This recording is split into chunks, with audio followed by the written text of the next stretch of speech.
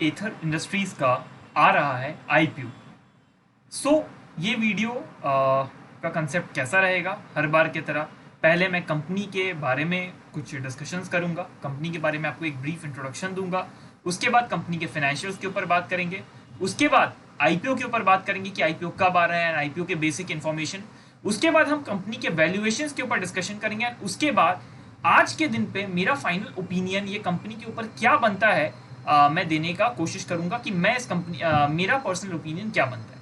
सो चलिए हम स्टार्ट करते हैं अपने वीडियो से।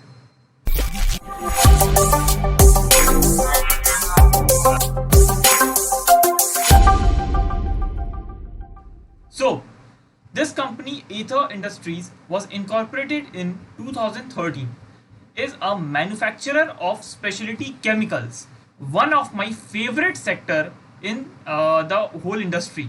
स्पेशलिटी केमिकल जो है मेरे फेवरेट सेक्टर्स में से है। मुझे ये सेक्टर एज ऑफ कोई बहुत बड़ा खास रीज़न नहीं है, बट मुझे ये सेक्टर कुछ हद तक पसंद है।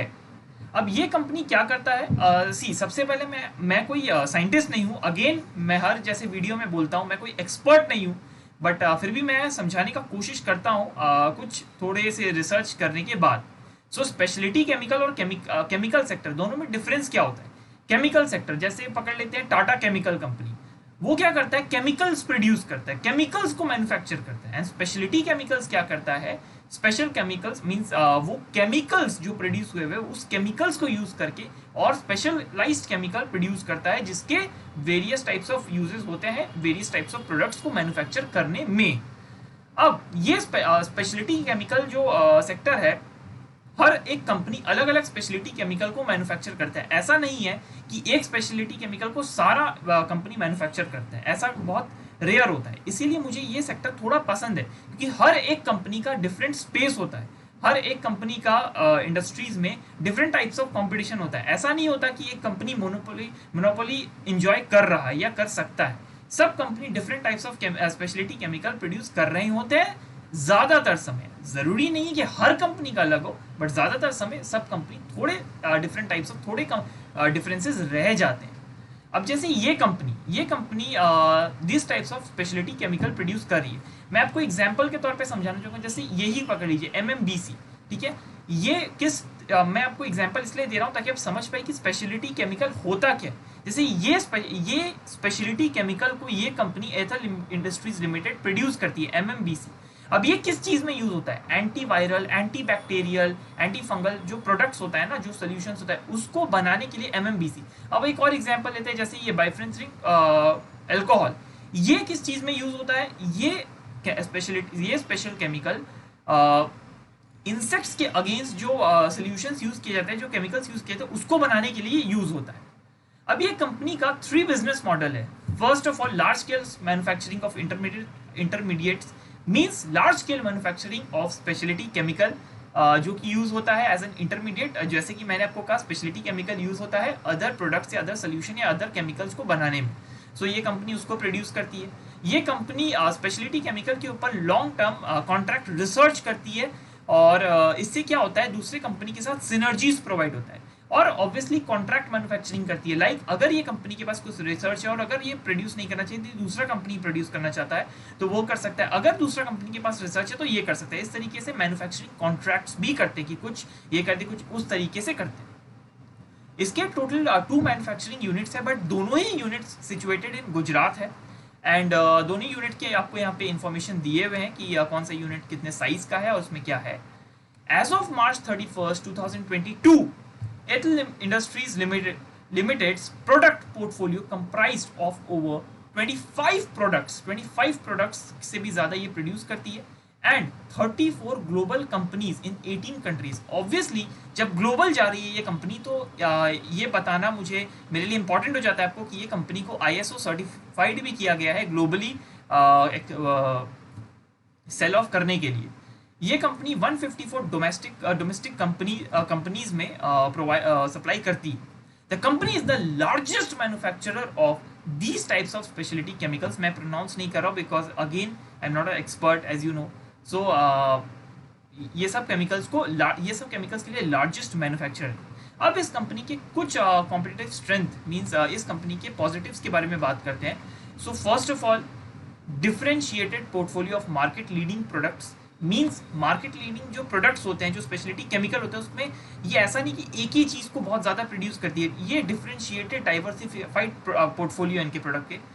रिसर्च एंड डेवलपमेंट में ये बहुत ज़्यादा फोकस करती है और मेरे अकॉर्डिंगली ये कोई एक कॉम्पिटिटिव स्ट्रेंथ नहीं हुआ. हर स्पेशलिटी केमिकल कंपनी ये अपने कॉम्पिटिटिव स्ट्रेंथ में मेंशन करती.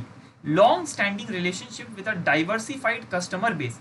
मैं इससे एग्री नहीं करता हूँ बिकॉज जितना मैं इसके फाइनेंशियल्स को, जितना मैं इसके पोर्टफोलियो प्रोस्पेक्टस को स्टडी कर पाया हूँ, ये कंपनी के पास lack of long term agreements है कस्टमर से.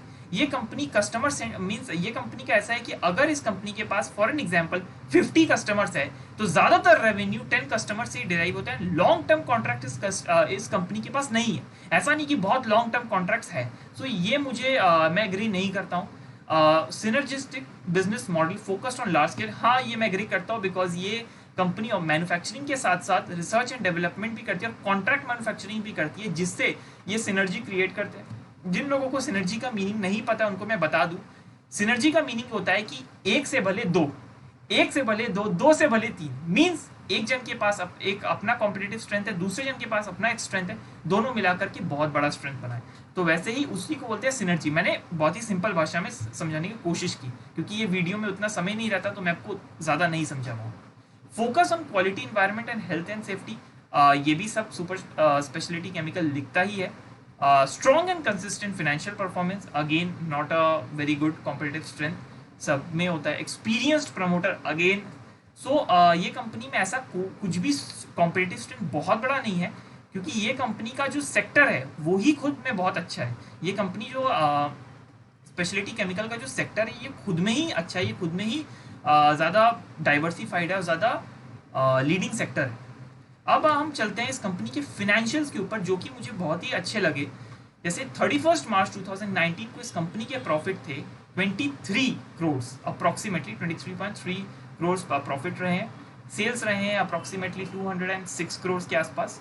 एंड 31 मार्च 2020 को इसके प्रॉफिट इंक्रीज होकर अप्रॉक्सीमेटली 440 करोड़ के आसपास हो गए हैं. 31 मार्च 2021 में इसके प्रॉफिट नियरली बहुत ज़्यादा इंक्रीज करके 71 करोड़ के आसपास. एंड 31 दिसंबर 2020 तक 48 करोड़ के आसपास. एंड 31 दिसंबर 2021 तक 82 करोड़ के आसपास, जो कि आज के दिन मेरे अकॉर्डिंगली कंपनी एक अच्छे ग्रोथ में है. कंपनी कंसिस्टेंट ग्रोथ किए जा रही है. अगर आप कंपनी के एसेट्स की तरफ देखेंगे, जो कि देखना बहुत ज़रूरी हो जाता है क्योंकि कई बार कंपनी अपने एसेट्स को यूज़ करके अपने प्रॉफिट को बढ़ाने की कोशिश करते हैं.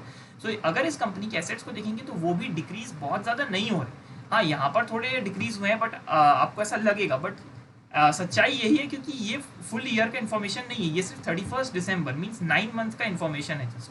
सो 9 मंथ में ऑब्वियसली इससे अगर आप कंपेयर करेंगे, जैसे मैं आपको समझाता हूँ, मैं उस व्यूअर से अभी बात कर रहा हूँ जो कि उतना ज़्यादा नहीं जानते.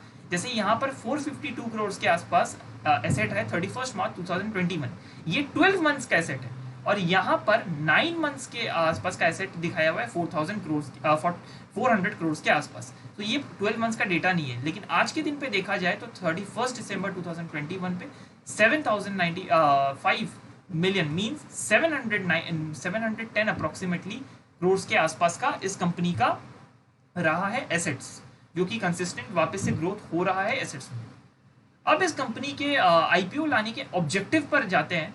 सो द कंपनी प्रपोजेस, क्यों ये आईपीओ लाना चाहता है. सबसे पहली, प्रीपेमेंट और रीपेमेंट ऑफ ऑल और अ portion of certain outstanding borrowings, means अपने लोन को प्रीपेमेंट और रीपेमेंट करने के लिए. Funding capital expenditure requirements for the manufacturing facility, means manufacturing facility में ये कैपिटल एक्सपेंडिचर करना चाहती है और अपने एसेट्स पर वर्क करना चाहती है. Funding working capital requirements of the company and general corporate purpose. ये दोनों तो आप जानते ही है, सभी आईपीओ में रहता ही है. और ये दोनों ऑब्वियसली सब आईपीओ में नहीं रहता, बट कुछ ऐसा बहुत ज़्यादा इंटरेस्टिंग मुझे लगा नहीं कि ऑब्जेक्टिव था. हाँ, एक इंटरेस्टिंग ऑब्जेक्टिव है कि ये अपने कैपिटल एक्सपेंडिचर को बढ़ाना चाहती है अपने मैन्युफैक्चरिंग फैसिलिटी में. ये इंटरेस्टिंग है, बट बहुत ज़्यादा कुछ वेरियस टाइप्स ऑफ इंटरेस्टिंग नहीं लगा. जैसे मैं आपको एग्जांपल देना चाहूँगा इंटरेस्टिंग मीन्स होता क्या है। जैसे जब बर्गर किंग का आईपीओ आया था तो उसके ऑब्जेक्टिव में लिखा हुआ था कि वो और ज़्यादा, उनका विजन है कि वो इतने नंबर ऑफ रेस्टोरेंट्स खोलना चाहती है इतने पीरियड में। तो वो मुझे एक इंटरेस्टिंग ऑब्जेक्टिव लगता है कंपनी का कि वो अपना विजन बताता है। बट हर कंपनी ऑब्जेक्टिव बस एक बेसिक डाल देता है कि general corporate purpose, funding, working capital. तो ये मुझे उतना इंटरेस्टिंग नहीं लगता, but still not going with them because as you know not important so much. अब नेगेटिव्स पे हम थोड़ा अगर बात कर ले, ऐसे तो बहुत सारी इस कंपनी के नेगेटिव्स अगर आप नेट पे देखेंगे तो दिए हुए, बट मेन नेगेटिव मुझे 2 या 3 ही लगते हैं। एक तो जैसे कि मैंने आपसे कहा long term agreement with customers नहीं है, लैक है, बहुत ज़्यादा नहीं है। As well as long term agreement with raw material supplier भी नहीं है। मीन्स रॉ मटेरियल सप्लायर के साथ एक बॉन्ड साइन नहीं किया हुआ, लॉन्ग टर्म एग्रीमेंट नहीं है, short term agreement as supply. और ये कंपनी के रॉ मटेरियल्स एंड ऑल, और ये कंपनी के एक्सपोर्ट्स भी है, इम्पोर्ट भी, सब में अगर एक्सचेंज रेट का फ्लक्चुएशन होता है तो ये कंपनी बहुत ज़्यादा सर्वाइव करती है। ये कंपनी में भी चेंजेस आता है, कंपनी के फाइनेंशियल्स में भी चेंजेस आता है, तो वो भी एक है ड्रॉबैक। बट बहुत बड़ा ड्रॉबैक नहीं है, छोटे छोटे ड्रॉबैक्स, ये बहुत बड़ा कुछ इस कंपनी के नेगेटिव नहीं है। मैं वापस से बोल दे रहा हूँ, इस कंपनी के अगेंस्ट एक and also for some directors pending litigations रहे हैं। सो वो एक छोटा सा आप बोल सकते हैं नेगेटिव है, बट बहुत बड़ा कोई एज एफ नेगेटिव नहीं है इस कंपनी के लिए। हाँ, एक और नेगेटिव भी हो जाता है कि मैन्युफैक्चरिंग यूनिट जो है दोनों ही गुजरात में, बट अगेन वापस से रिपीट करता हूँ, बहुत बड़ा नेगेटिव नहीं है। मेरा यहाँ पर वर्क फुलफिल होता है। मेरा काम यही कि आपको छोटे छोटे जो मुझे ऐसा लगे कि नेगेटिव आपको एज ए इन्वेस्टर बताना जरूरी है, ठीक है। हाँ, लिस्टिंग गेन के लिए अगर आप अप्लाई कर रहे हैं या छोटे मोटे लिस्टिंग गेन्स के लिए वो ज़्यादा फोकस नहीं करते, बट हाँ जो लॉन्ग टर्म इन्वेस्टमेंट करना चाहते हैं इस कंपनी में या किसी भी कंपनी में, तो मेरे को लगता है कि थोड़े मोड़े नेगेटिव जो भी इंपॉर्टेंट मुझे लगता है वो मैं अब तक पहुंचा दूँ। अब आईपीओ की इंपॉर्टेंट इन्फॉर्मेशन पे चलते हैं। सो आईपीओ ओपन हो रहा है 24 मई 2022 को, क्लोज हो रहा है 26 मई 2022 को। आईपीओ का फेस वैल्यू है 10 रुपीज एंड आईपीओ का इशू प्राइस बैंड सेट है 610 से 642 पर शेयर बुक बिल्डिंग इशू के दौरान। आईपीओ का लॉट साइज होने वाला है 23 शेयर्स मिनिमम पर लॉट, एंड आपको अगर 23 शेयर से ज़्यादा खरीदना है, आप कम नहीं खरीद सकते, मिनिमम 23 शेयर्स खरीदना पड़ेगा। अगर आपको 23 शेयर से ज़्यादा खरीदना है तो आपको 23 के मल्टीपल्स में खरीदना पड़ेगा। जैसे 23 एक लॉट है, तो अगर आपको उससे ज़्यादा खरीदना है तो 46 खरीदना पड़ेगा, दैट इज 2 लॉट।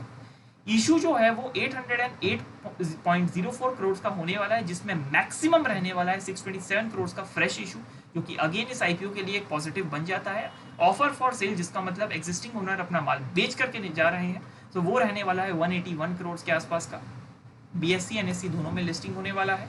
क्यूआईबी के लिए स्पेशलाइज्ड कोटा दिया गया है 50% का, रिटेल शेयर्स रिटेल होल्डर्स के लिए 35% का एंड एचएनआई के लिए 15% का। कंपनी के प्रमोटर्स आपके सामने हैं, कौन कौन है। आईपीओ ओपन हो रहा है 26 को क्लोज हो रहा है। अलॉटमेंट डिसाइड होगा 31 मई को कि किसको शेयर्स मिला किसको नहीं मिला, and initiation of refund mean जिसको शेयर्स नहीं मिला उसके अकाउंट में फंड्स को रिफंड कर दिया जाता है, जिसको हम अनब्लॉकिंग कहते हैं और cancelling of the UPI mandate कहते हैं, क्योंकि ये एसबा के थ्रू होता है आईपीओ एप्लीकेशन। कई बार रिफंड आने में 1 से 2 दिन ज़्यादा लग जाते हैं, तो आप पैनिक मत करिएगा, आप अपने बैंक से बात कर सकते हैं। अगर आपका बैंक भी आपको ऑपरेट नहीं करता है तो अब ऑटोमेटिकली 5 डेज के अंदर यूपीआई मैंडेट कैंसिल हो जाता है अगर आपको शेयर्स नहीं। बाई चांस अगर आपको शेयर्स मिल जाता है, ऑब्वियसली नॉट बाई चांस, अगर आपको शेयर्स मिलता है तो वो डीमैट अकाउंट में आपके क्रेडिट हो जाएगा 2 जनवरी का, एंड 2 जून को, 3 जून को आईपीओ का लिस्टिंग डेट। अब अगर हम चलते हैं लॉट साइज के ऊपर, तो 1 लॉट का प्राइस होने वाला है 14,766 एंड 13 लॉट का प्राइस होने वाला है 1,91,950। जो 1,91,958 तक करता है अप्लाई, वो होता है रिटेल इन्वेस्टर कंपनी के लिए, एंड जो इसके ऊपर करता है वो होता है एचएनआई इन्वेस्टर, जो कि आता है एनआईआई नॉन इंस्टीट्यूशनल इन्वेस्टर की कैटेगरी में।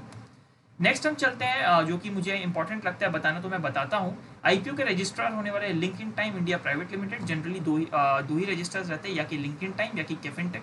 तो यहाँ पे होने वाले हैं link in time India private limited, जहाँ पर जाकर आप अपना अलॉटमेंट चेक कर सकते हैं, स्टेटस जब आएगा वो। और इस कंपनी के लीड मैनेजर्स होने वाले हैं HDFC bank limited and Kotak Mahindra capital company limited. ये मैं जनरली इसलिए बताता हूँ क्योंकि बहुत इन्वेस्टर्स लीड मैनेजर के बेसिस पर भी अपना डिसीजंस लेते हैं।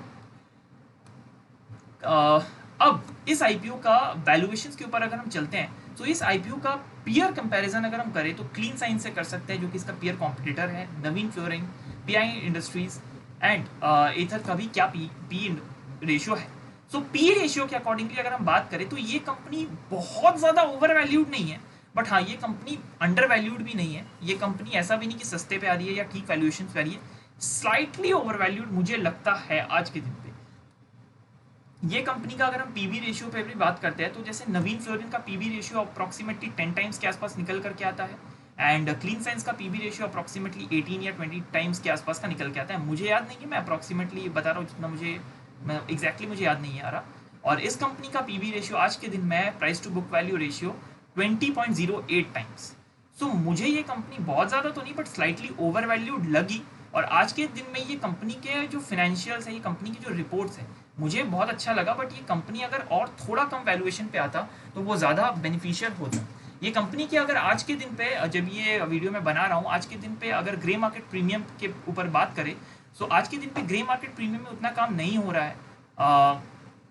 5% के आसपास का इसका प्रीमियम चल रहा है। जैसे कि मैंने आपका, मुझे ऐसा लगता है कि स्लाइटली ये कंपनी ओवर वैल्यूड है, स्लाइटली, बहुत ज़्यादा भी नहीं बट स्लाइटली ओवर वैल्यूड है। सो अगर लिस्टिंग गेन होता है अभी आज के दिन पे, मैं इसके लिए थोड़ा सा एक्साइटेड इसलिए हूँ क्योंकि ये मेरे फेवरेट सेक्टर से है। बट हाँ, कंपनी के फाइनेंशियल्स भी काफ़ी अच्छा है, कंपनी का वर्क भी काफ़ी अच्छा है।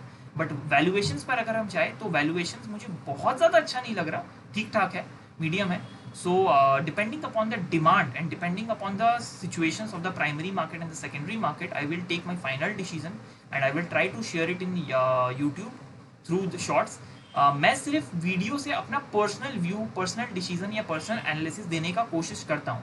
मैं किसी को भी ये नहीं बोलता हूँ कि आपके लिए ये अच्छा होगा। सो ये कोई इन्वेस्टमेंट एडवाइस या टिप नहीं रहता है वीडियो के थ्रू। अगर आपको मेरे वीडियो में ये सब टर्म्स समझ में नहीं आ रहा है, अगर आपको स्टॉक मार्केट से कुछ भी रिलेटेड सीखना है, कोर्सेज चाहिए, तो आप नीचे डिस्क्रिप्शन में दिए गए इन्फॉर्मेशन को फॉलो कर सकते हैं और हमारे कोर्सेज को ज्वाइन कर सकते हैं। अगर आपके पास डीमैट अकाउंट नहीं है तो डीमैट भी आप डिस्क्रिप्शन में दिए गए इन्फॉर्मेशन को यूज़ करके खुलवा सकते हैं। Mutual fund, insurance, any financial आपको गाइडेंस चाहिए तो आप हमारे नीचे डिस्क्रिप्शन को यूज़ करके ले सकते हैं हमसे। सो I think so, I hope so आपको इस वीडियो में सारे फर्स्ट सेगमेंट में कंपनी के डिटेल्स, सेकंड सेगमेंट में आईपीओ के डिटेल्स, थर्ड सेगमेंट में कंपनी के वैल्यूएशंस पे डिस्कशन और फोर्थ सेगमेंट में कंपनी के बारे में पर्सनल व्यू, जो कि मैं अगेन एक कंक्लूसिव फॉर्म में दे रहा हूँ कि आज के दिन में मैं एक्साइटेड थोड़ा सा हूँ because of the sector, because of the financial, but valuations के लिए थोड़ा एक्साइटमेंट कम हो जाता है। आज के दिन में मैं ये ऐसा नहीं बोलूँगा कि मैं नहीं अप्लाई करने वाला और ऐसा भी नहीं बोलूँगा मैं करने वाला हूँ, ऐसा नहीं है। But I will see the demand and supply and मैं कोशिश करूँगा, मैं अपना डिसीजन लूँगा सेकंड या फाइनल डे पे, और मैं कोशिश करूँगा शॉर्ट्स यूट्यूब पे वो वीडियो डाल दूँ, शॉर्ट्स में ही बहुत छोटा रहेगा, विद इन फ्यू सेकंड्स में मैं डाल दूंगा ताकि आप लोगों को मेरा फाइनल डिसीजन पता चल सके। सो थैंक यू, मिलते हैं नेक्स्ट वीडियो में।